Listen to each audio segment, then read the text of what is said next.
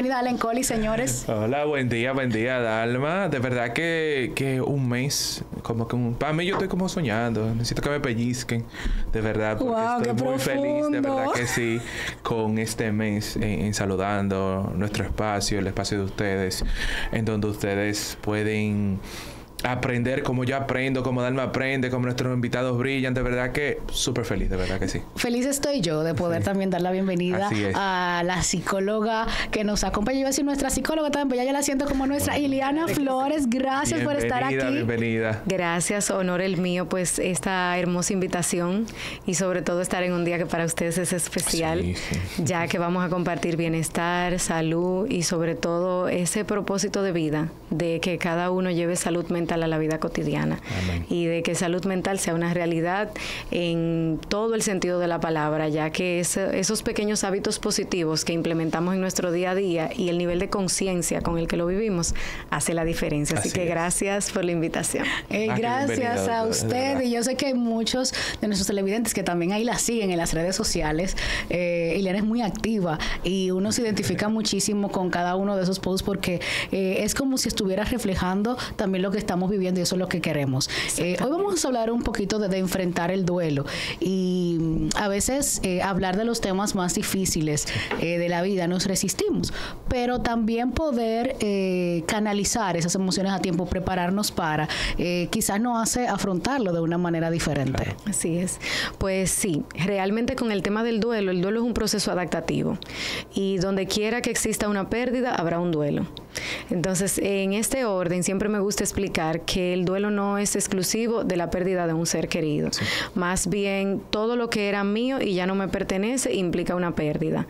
Y posterior a esa pérdida va a venir un duelo. Puede ser un microduelo, puede ser un duelo largo o un duelo complicado. Y en otros términos también pudiera llamarse duelo patológico, que a mí me gusta más llamarlo duelo complicado, ya que es un proceso adaptativo. Me causa y me surge la pregunta, esa parte que usted dice, esos distintos tipos de duelo, en esa, digamos que, dentro de todos esos duelos que usted mencionó, ¿todos tienen la misma sintomatología o hay algunos que se diferencian de otros? Por ejemplo, ese que usted dijo, el microduelo, ya el duelo patológico, un duelo ya complicado. ¿Tienen distintas, digamos, diferencias o todos tiene lo similar? Buenísima pregunta. Hay un denominador común en todas las etapas, en todos los procesos de duelo, y es que por lo general las personas entramos en un mecanismo de defensa, por así llamarlo, que es la primera negación. El resistirnos a recibirlo, luego el negociar o el mediar, el deprimirnos o la nostalgia y finalmente la aceptación que es relativa o subjetiva a la resiliencia de la persona. Entonces, ¿qué sucede? Existen duelos pérdidas tangibles o pérdidas intangibles dentro del duelo. Las tangibles son aquellas que podemos tocar y las intangibles son las que no se ven pero se sienten, como la pérdida de la seguridad, la pérdida de la autoestima, la pérdida del estatus social, ya que los demás no están viendo el proceso emocional que yo estoy viviendo, sin embargo yo lo estoy sintiendo y eso deja secuelas físicas, emocionales y obviamente a nivel de autoestima 100% en la persona. Y entonces ahí citaré a la estadounidense Elizabeth Kubler-Ross, quien fue la creadora de las famosas etapas del duelo, que estas etapas del duelo ella las estudió a nivel científico acompañando a pacientes degenerativos, pacientes de cáncer, de cuidados paliativos, donde ella veía que los niveles de sintomatología eran similares en todos los pacientes que iban a proceso ya de final de la vida. Es así como entonces Elizabeth hace su propuesta de las etapas del duelo, que ha sido súper famoso. De hecho, muchas personas dicen, estoy en la negación, estoy en la aceptación, estoy en el enojo. Entonces, al final, su estudio fue basado en la pérdida de la salud, más que la pérdida como muerte como tal, y este proceso no es lineal. O sea, hay personas que por instinto de sobrevivencia pues entran de inmediato en la negociación. Alguien tiene que resolver, pues yo soy el que le hago frente. Entonces yo resuelvo y dejo mi duelo guardado para más adelante. Y ahí es donde dicen, no, le va a caer el 20 a los 9 días. O tú perdiste la salud, tú te estás haciendo todos los chequeos, ocupándote de todo lo que tienes que hacer, pero ahora que ya tengo un tratamiento es que me está cayendo la realidad de que yo perdí la libertad de comer, de que yo perdí la libertad de hacer actividades al aire libre porque mi sistema inmune está bajo. Entonces, la respuesta sería que ante todas las pérdidas que conllevan duelo, no de manera lineal, pero sí con mucha frecuencia, todos pasamos por esas distintas etapas de la propuesta de Elizabeth Kubler-Ross, que es en una etapa inicial resistirme, una negación, un enojo, una depresión, una negociación y una aceptación. Aquí quiero hacer una pausa hablando sobre lo que es la negociación, porque es como, no me queda de otra, pero... O sea, yo no estoy conforme con que me estoy separando de esta pareja, pero tenemos que llegar a una negociación. Yo voy a aceptar que esta separación es definitiva y bueno, pues ahí mediamos un poquito. Entonces, el nivel de autoestima, el nivel de resiliencia, el nivel de compromiso emocional, el acompañamiento terapéutico hará la diferencia en un proceso de duelo, como bromeábamos en cabina al inicio, de llegar tarde y hacer un microduelo, de que yo quedo mal y como que me enojo, me resisto, pero negocio, pido disculpas, me adapto y suelto. Pero hay personas que por tener ese microduelo no resuelto, ya se pasan el día entero castigándose porque no escucharon la alarma y entonces ahí se paraliza. Hay preguntas que me surgen, pero voy a ver cómo las voy canalizando para aprovechar el tiempo. Empezando con ese hecho de las etapas. Ajá. Y usted hablaba en esta respuesta final de la importancia del acompañamiento terapéutico, pero sobre todo de expertos. Resulta que yo he atravesado una etapa difícil. Voy a nuestro amigo Google, busco cuáles son esas etapas y yo entiendo que estoy viviendo tal etapa por las descripciones que me da, doctora. Entonces, yo siento que es una especie también de automedicación, aunque no tenga medicamento. Automedicación psicológica. Entonces, ¿cuál es la importancia de tú no quedarte con lo que lees, sino de realmente buscar ayuda para establecer verdaderamente en qué etapa del duelo estás y cómo tratarlo? Exacto. Y también es el primer paso es que la educación nunca está de más. Sí. O sea, educarnos en el duelo es parte de mi propósito de vida. Educación en el duelo para que las personas entiendan que el duelo es un proceso adaptativo que nos va a transitar en la vida entera. Mientras estemos viviendo, estaremos atravesando procesos adaptativos de todo índole. Proceso adaptativo de trabajo, de estatus económico, de éxito. La gente se deprime y hace duelo por la pérdida de la libertad. Claro. ¿Okay? Entonces, son procesos de adaptación. Sí es muy importante educarnos en el tema, conocerlo. ¿Dónde entra la diferencia del acompañamiento terapéutico? Que muchas veces la persona va y, por ejemplo, me dice, yo estoy en la depresión. Porque la sintomatología es que estoy triste, tengo trastorno del sueño, estoy que no tengo ánimo para ir a trabajar. El duelo y la depresión parecieran sinónimos, pero no lo son.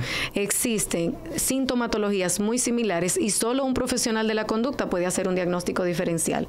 ¿Por qué? Porque el duelo es un proceso adaptativo con esas sintomatologías.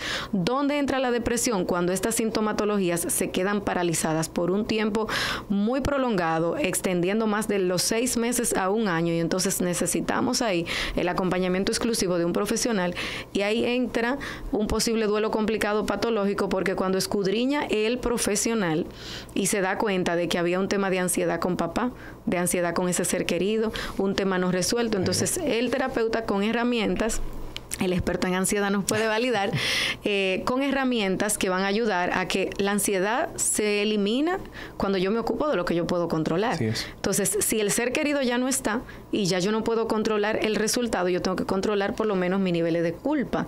Y la culpa se disminuye cuando nosotros asumimos de ella una actitud de aprendizaje. Bueno, me pasó con este ser querido que ya no está, no voy a permitir que me pase también con mi mamá, con mi hermana, con mi prima. Por eso yo digo que la muerte nos aferra a la vida. Porque al final es como que no sé cuándo voy a tener otra oportunidad para hacer esto. El mejor día es ahora. No quedó como yo quería el video, pero tengo un mensaje que compartir. Entonces, al final nos vamos aferrando a ser más tangibles, a vivir en el presente, a vivir en el ahora.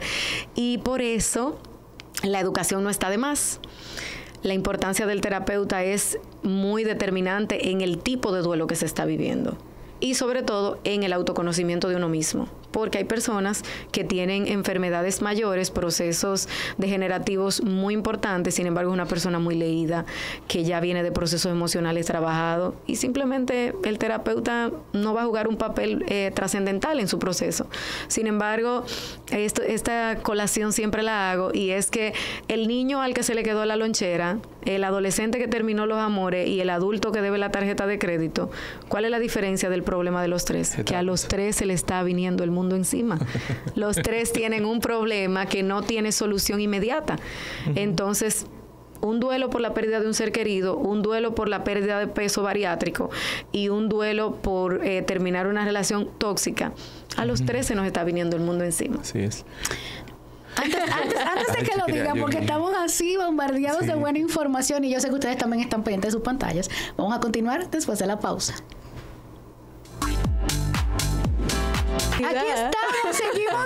Es que, señores, los temas que aquí tratamos hasta afuera, el aire, están demasiado buenos. Antes de irnos a la pausa, Allen, tú querías hacer un comentario. Sí, quería comentar de las emociones que se manejan dentro de los procesos de duelo y los procesos, digamos, vividos. Y algo que el ser humano tiene que entender de que lo que estaba diciendo la colega es que se viven muchos procesos emocionales que no podemos controlar, que son propios del proceso adaptativo de que se dan dentro de las circunstancias que estamos viviendo. Y una de las cosas específicas que quería mencionar es ese proceso en donde se da, digamos, que la ira o ese enojo.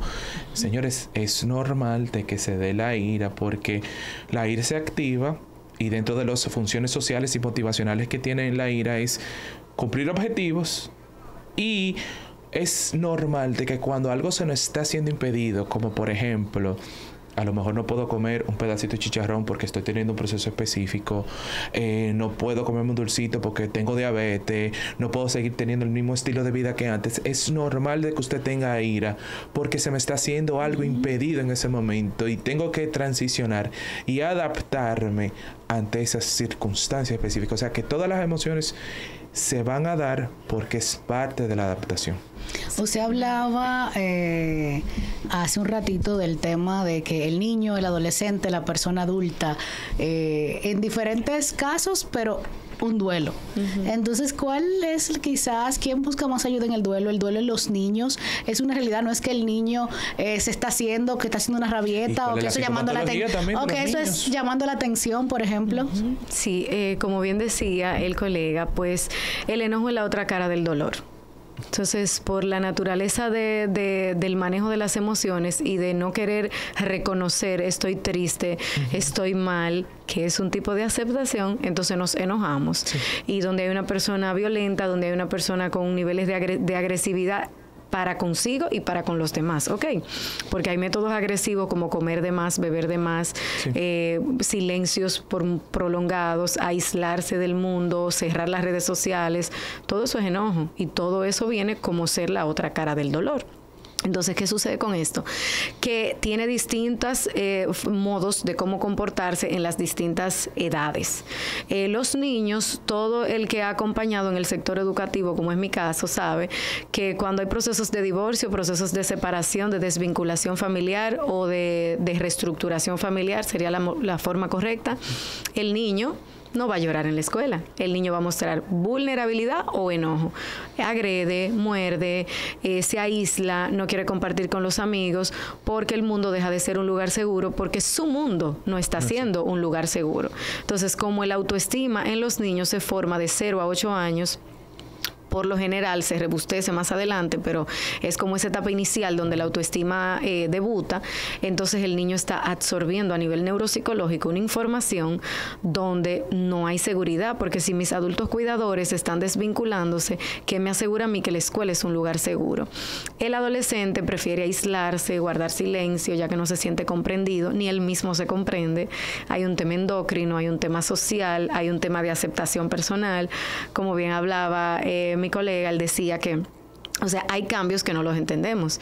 Yo siempre cito a las embarazadas y digo que nosotros los adultos, la mejor forma de uno entender esa naturaleza infanto-juvenil es en ese proceso endocrino del embarazo, donde el café que te encanta ahora te hiede, donde el sentarte a respirar el aire puro ahora te irrita, donde el aire está demasiado frío, porque a nivel hormonal están surgiendo cambios tan importantes en nuestra vida que nosotros ni siquiera lo logramos entender. Sí. Entonces, cuando tú te das cuenta del poder que tienen las hormonas a través de una prueba de embarazo que tiene tanta seguridad, tanta credibilidad, oye, esas hormonas son fuertes. Sí. Entonces, eso pasa en el caso de los adolescentes, es un modo ejemplo. Y ya en los adultos está el marco de la historia de vida, de cómo yo vinculo el bienestar con la realidad que estoy viviendo, de cómo una pérdida de un ser querido o una pérdida de una estabilidad laboral, personal, social puede impactar mi vida. Hay personas que pierden el trabajo y ganan libertad. Hay personas que pierden el trabajo y se sumergen en un hoyo porque tenían una fidelidad, una falsa lealtad a esa empresa que nunca pensaban que iba a haber un divorcio, porque simplemente ya eres una persona que a nivel productivo no necesitamos. Entonces, es muy variado.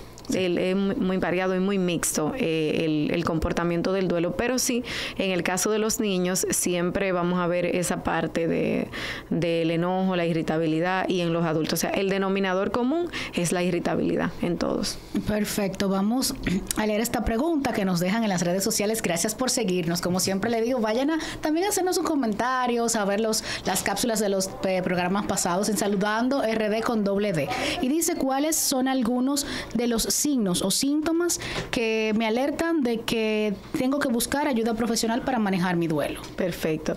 El primero es reconocer las necesidades básicas, cómo estás alimentándote, cómo estás durmiendo y cómo están tus rutinas del día a día. Evidentemente, por la naturaleza del proceso adaptativo, va a haber una reestructuración. O sea, de hecho, mi tesis de duelo es constructivismo y pérdida, porque es de todo lo desvanecido construir de nuevo. O sea, cómo de lo destruido yo me edifico nuevamente. Entonces, vámonos por las necesidades básicas primarias, que cómo te estás alimentando, no tienes apetito, pero te estás alimentando, cómo estás durmiendo, tienes un tema de sueño porque el duelo pesa, duele, altera el sueño, pero te estás ayudando con una melatonina, con un tececito, con herramientas naturales. Y cómo te estás adaptando a tu trabajo, donde están siendo amables contigo, pero tú tienes compromiso, te están dando medio tiempo de turno para que tú vivas tu proceso con amabilidad, pero ¿qué nivel de compromiso tú estás teniendo? Entonces, si estás inhabilitado, si no me estás durmiendo, si no estás comiendo, si no estás trabajando, si no te importa perder el trabajo, si no te importa afectar tu familia. Por ejemplo, hay un denominador muy frecuente en la viudez, y es que la viudez es uno de los duelos más complicados que existen. ¿Por qué? Porque se pierde un proyecto de vida. Entonces, ¿y ahora qué? Entonces, la persona tiene que aferrarse a la vida, volver a construir, y lo que hará la diferencia es el acompañamiento, ya que mis hijos no están en mi casa, perdí mi esposo, perdí mi esposa, hacia dónde miro. Bueno, el amor mío es el que me hace poderte amar a ti. Entonces, cuando amo desde la carencia, me quedo sin proyecto. Pero cuando yo sé lo que me gusta, cómo lo voy a hacer, cómo lo voy a construir, siempre digo que la mejor forma de honrar a quien se amo mucho es haciendo lo que a esa persona le hubiese gustado que usted siga haciendo. Y no honrar su vida con tu infelicidad. Sí. Yo tengo una pregunta. ¿Existen duelos eternos? Me explico. Me encanta. Me explico con esos duelos eternos. Y lo voy a hablar en base a mi experiencia. He tenido personas que han pasado por procesos de duelo de años, 15, 20 años, por la pérdida de un hijo, un ser querido, y no han podido superar esas etapas. Y se niegan incluso a decir, es que no lo quiero superar, ni me interesa superarlo porque quiero recordarlo con dolor. Incluso lo expresan así, quiero recordarlo con dolor. ¿Qué pasa con esas personas a nivel de duelo? O sea, eso me llegó ahora. ¿Qué es lo que está pasando ahí? Pero esa respuesta la vamos a tener después de esta pausa. Sí.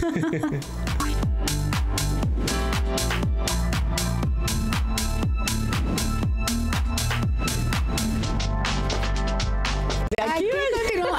Esta es la cámara suya y continuamos en vivo, señores. Sí. Definitivamente, este programa va a ser una serie de varios episodios. Por favor. Resulta que ahora entendemos el duelo desde muchas perspectivas. Claro, es y sabemos que ustedes bastante. Así que de verdad que mandamos un caluroso abrazo a todos quienes nos están siguiendo, quienes nos están escribiendo, que están atentos y que quieren que también que nuestra licenciada Flores pues regrese. Antes de irnos a la pausa, aquí rapidito quedó una pregunta en el aire, Allen.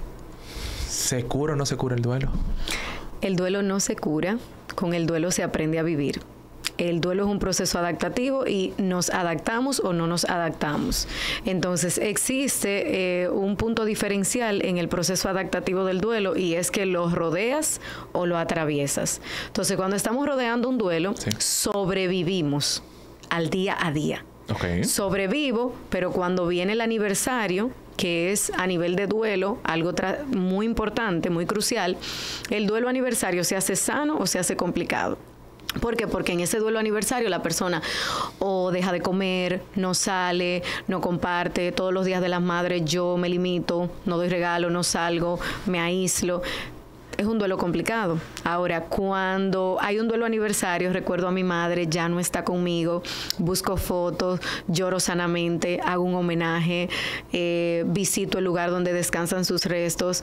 Bueno, pues entonces hay un recuerdo de un duelo de manera sana, porque es un duelo aniversario atravesado. ¿Cómo se atraviesa un duelo? El duelo se atraviesa negociando, aceptando, honrando. Yo vi esta semana algo bellísimo que se lo he recomendado a varias de mis pacientes, especialmente a las que han perdido hijos. Hoy celebramos el Día de las Madres que han perdido hijos. Digo celebramos porque se celebra la vida y se honra el amor de esos seres que a destiempo han partido a su morada final. Y bueno, pues cuando nosotros atravesamos un duelo, nosotros vamos a honrar la vida de la persona con nuestra propia vida.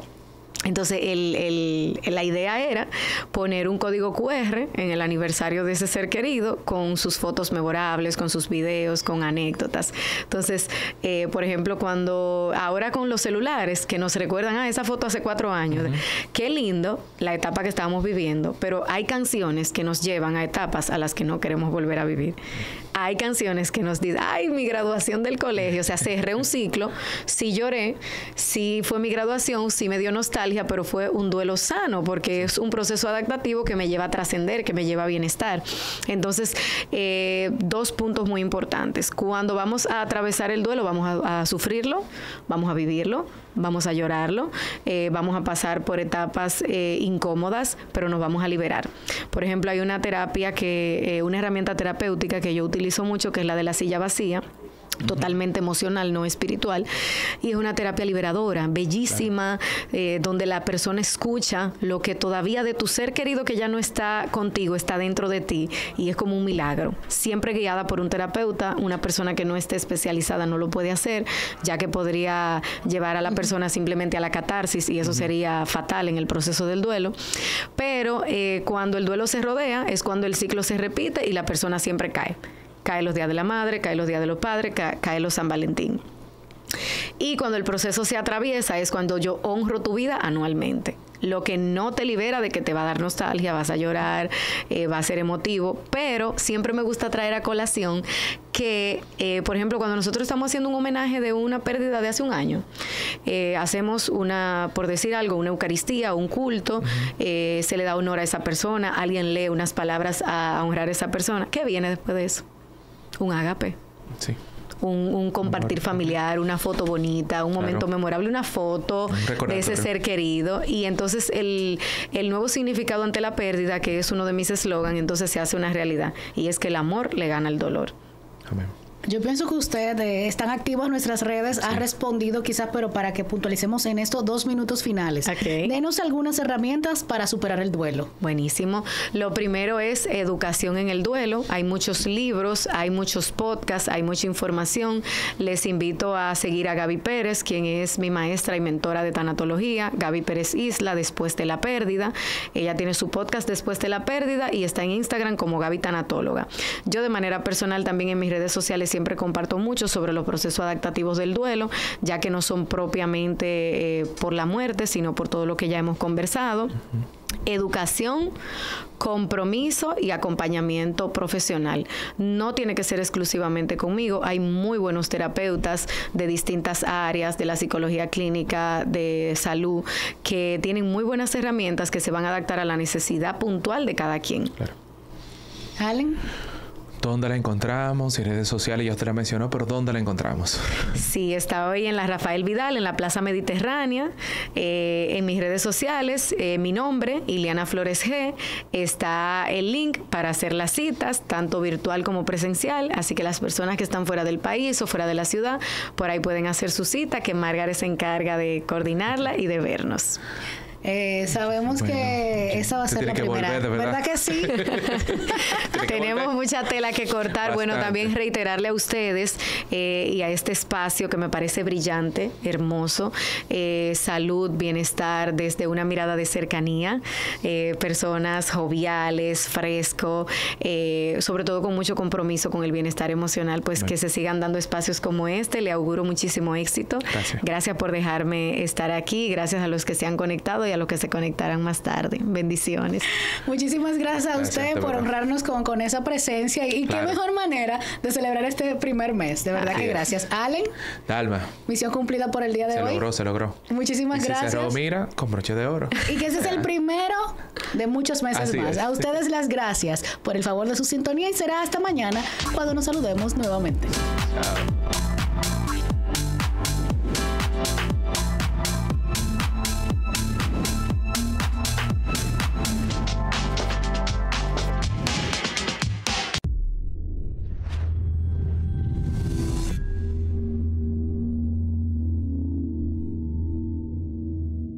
Algo Media Group. Ofrecemos servicio de circuito cerrado para eventos corporativos, empresariales o políticos.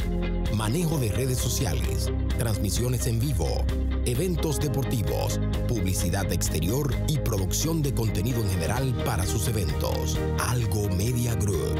Somos expertos en multimedia y la creación de contenido audiovisual de calidad para conectar con tu público. Algo Media Group.